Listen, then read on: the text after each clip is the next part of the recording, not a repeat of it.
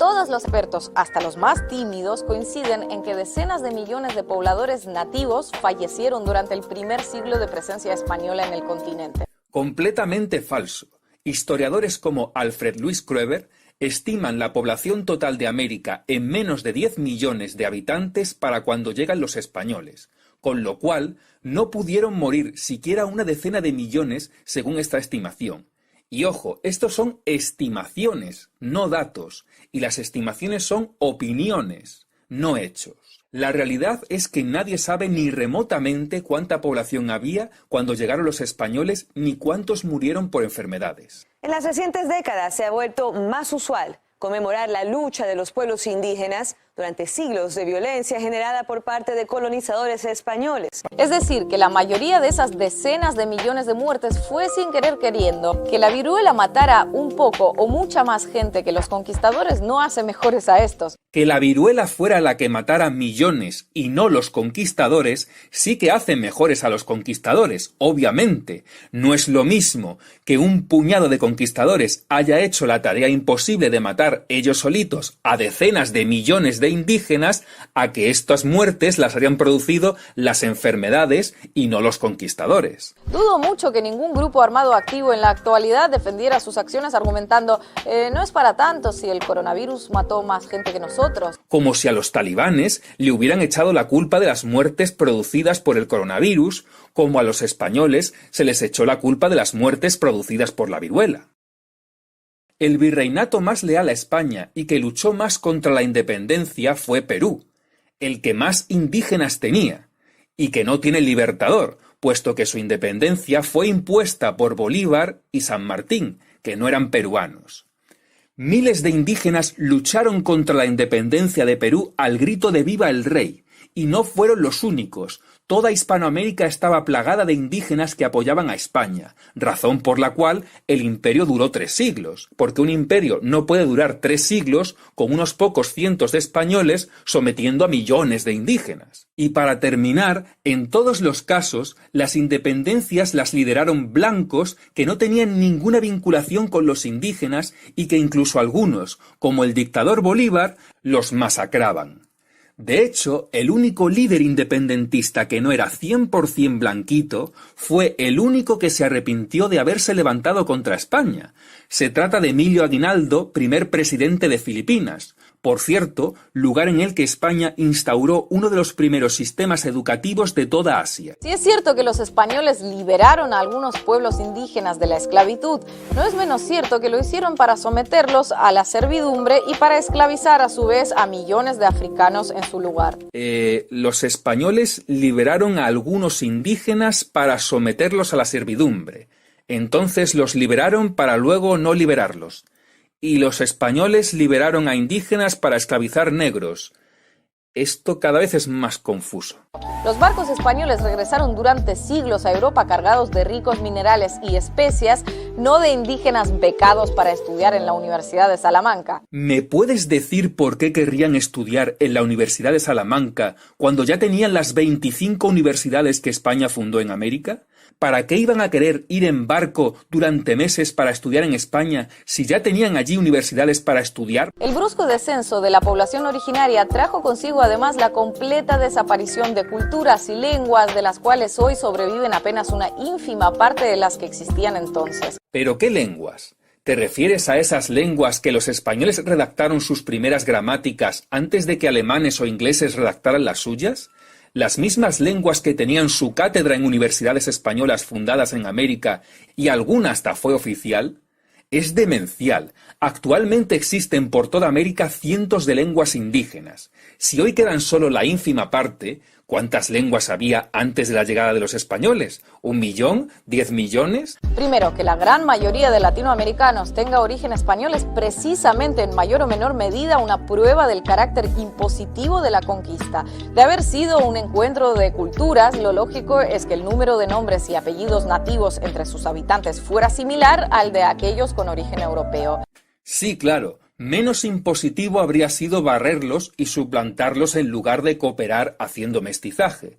No se le ha ocurrido a esta señora pensar que en el mestizaje había más padres españoles y madres indígenas, y el apellido materno se va perdiendo por ser el segundo, porque las hijas de los conquistadores españoles conservaban su apellido indígena, como Isabel Cortés Moctezuma o Francisca Pizarro Yupanqui. Sin embargo, el apellido indígena materno se perdería en la siguiente generación por ser el segundo. Imaginen, por ejemplo, a un afroamericano criticando la esclavitud en Estados Unidos y alguien respondiéndole que de qué se queja si tiene nombre y apellidos anglosajones. Un judío alemán criticando el Holocausto y alguien diciéndole que no tiene moral para hacer esas críticas porque se llama Hans. El judío víctima del Holocausto no es un mestizo de padre nazi y de madre judía, que es donde está la clave. No tiene ni idea de la diferencia entre el mestizaje y el hecho de que un esclavo llevaba los apellidos de su dueño. El mestizo de la época virreinal es hijo del conquistador o del colono español. El esclavo negro no es hijo nada más que de otros esclavos negros y, como mucho, de algún dueño con las manos muy largas. Otro argumento típico gira en torno a convertir a las víctimas en victimarios, destacando aquellas prácticas indígenas de entonces que a ojos de hoy resultan brutales y salvajes. Ah, bien, o sea que el sacrificio de niños e inocentes ahora resulta que es una víctima transformada en victimario. Organizaciones sociales muy complejas como aquellas se reducen así a sus elementos más sangrientos. Sacrificios humanos, guerras tribales, imperios como el Inca o el Azteca sojuzgando a otras etnias, esclavización de unos pueblos por parte de otros, canibalismo, etc. ¿Quién me iba a decir a mí que los indigenistas rusos eran peores que los hispanoamericanos? De esta forma se busca de alguna manera justificar las acciones de los conquistadores como reflejo de un desprendido deseo civilizatorio y hasta liberador. El problema con este argumento es múltiple, empezando porque este tipo de enfoque que considera que una cultura, credo o raza es superior a otra suele desembocar en finales poco o nada felices, como todos sabemos. Dejando a un lado la demencial y burda analogía con el señor del bigote, a la altura de cualquier progre que te llama facha, nada más por llevarle la contraria, no se trata de qué cultura es superior o inferior. Se trata de que los indígenas, sojuzgados por los mexicas e incas, se unieron a los españoles porque les preferían a ellos, aun con sus defectos. Y eso nunca lo mencionas porque entonces tu vídeo se cae a pedazos. Bueno, se cae a pedazos de todas formas. Que muchas prácticas europeas de la época, entre ellas las españolas, no lucen mucho más civilizadas que, digamos, quema de brujas, torturas, ejecuciones por motivos religiosos, tráfico de esclavos, entre otras. Para empezar, España es el primer país de Europa que deja de quemar brujas por iniciativa nada más y nada menos que de la Santa Inquisición, que es la primera en prohibirlo. Y se quemaron poquísimas en comparación con otras partes de Europa, o con los sacrificios mexicas. Además, la Inquisición tenía prohibido juzgar indígenas. Solo en el yacimiento arqueológico de Zompantli hay más sacrificados que el total de brujas quemadas en España. Recurre también a imágenes de Google en la que aparecen sobre todo esclavos negros, cuando de lo que se está hablando es de que los colonizadores impusieron la esclavitud a los nativos. Algo que además es falso, puesto que ya había esclavos nativos antes de la llegada de los españoles, los cuales fueron los primeros en prohibir que todos los nativos fueran esclavizados. De ahí que se recurriese a los negros. Tan solo el tráfico de esclavos es aplicable en el Imperio Español, no porque interesase a la corona, sino porque interesaba a grandes hacendados como Simón Bolívar. Y también hay que decir que la proporción de esclavos, sin dejar de ser imperdonable, era bajísima en la mayor parte de territorios del Imperio Español. Celebrar tu identidad nacional conmemorando la fecha en la que comenzaste a intentar imponérsela a otros, lógicamente tiene sus consecuencias. Muy bien. Explícame cómo unos pocos cientos de españoles le impusieron nuestra identidad nacional a millones de indígenas.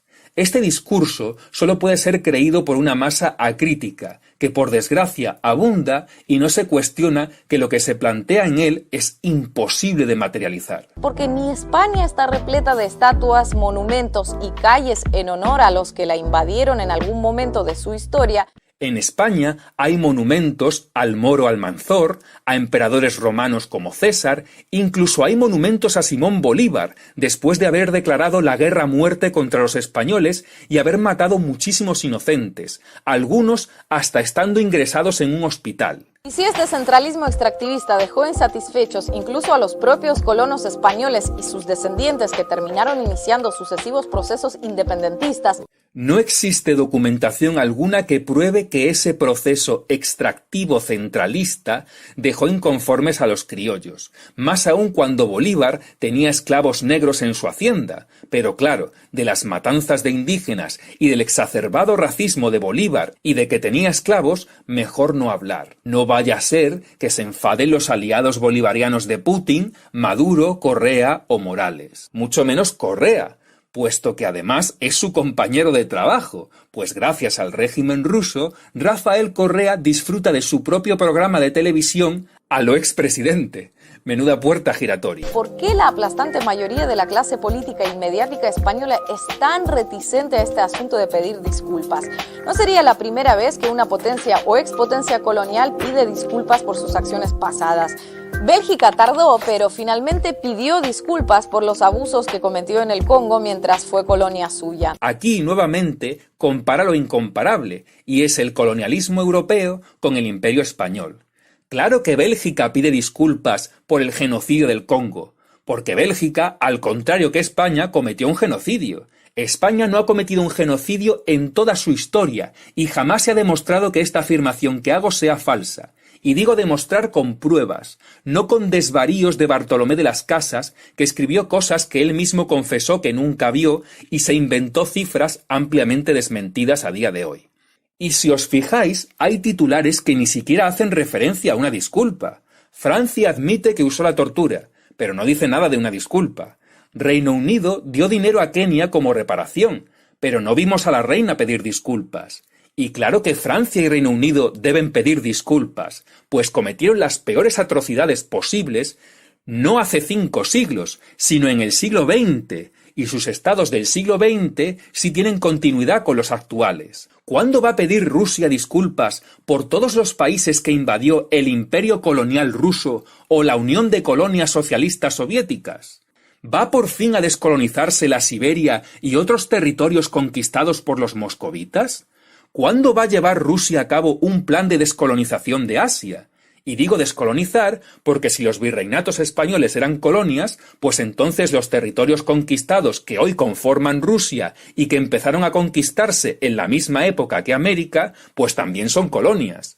Porque no se crean ustedes que el idioma ruso es endémico de todo el norte de Asia. No, lo impusieron los colonizadores moscovitas cuando sojuzgaron a sus todavía hoy colonias asiáticas. ¿Cuándo va a pedir disculpas Putin por siglos de agravio a los indígenas colonizados del norte de Asia? Ah, no, ahí no reclamas disculpas porque no te conviene. Las disculpas son para los demás, no para vosotros. Quema de brujas, torturas, ejecuciones por motivos religiosos, tráfico de esclavos. Decenas de millones de pobladores nativos fallecieron durante el primer siglo de presencia española en el continente. La completa desaparición de culturas y lenguas, de las cuales hoy sobreviven apenas una ínfima parte de las que existían entonces. Organizaciones sociales muy complejas como aquellas se reducen así a sus elementos más sangrientos. Durante el Imperio Español, Hispanoamérica era también el Estado español, y así se reflejaba en la Constitución de 1812. Ese Estado ya no existe, pero aunque hubiera una continuidad, la corona no tiene gran responsabilidad en la conquista, puesto que no la sufragó ni envió soldados. Casi todas las conquistas fueron inversiones privadas que, en el caso de Hernán Cortés, ni siquiera contaba con la aprobación de la corona. La corona de lo que sí es responsable es de aprobar derechos para proteger a los indígenas, algo único en aquella época que no hicieron ni imperios indígenas ni europeos. Aparte, los descendientes de los conquistadores españoles, muchos son hoy hispanoamericanos, algo que no ocurre en el Congo belga o en Kenia, donde, al no haber mestizaje alguno, la separación entre conquistador y conquistado es completamente cristalina. Hispanoamérica solo puede recibir una disculpa de los descendientes de los conquistadores mirándose al espejo y disculpándose con ella misma. Los encomenderos a los que tanto se les acusa de cometer atrocidades solo eran españoles peninsulares puros en la primera generación. En la segunda, casi todos eran ya mestizos y sus descendientes habitan hoy en Hispanoamérica. Nicolás Maduro o Rafael Correa tienen muchísimas más posibilidades de ser descendientes de un conquistador español que yo mismo. Además, si más del 90% del ejército que conquistó América estaba compuesto por indígenas, cabe suponer que la mayor parte de barbaridades cometidas en la conquista también la hicieron los propios indígenas.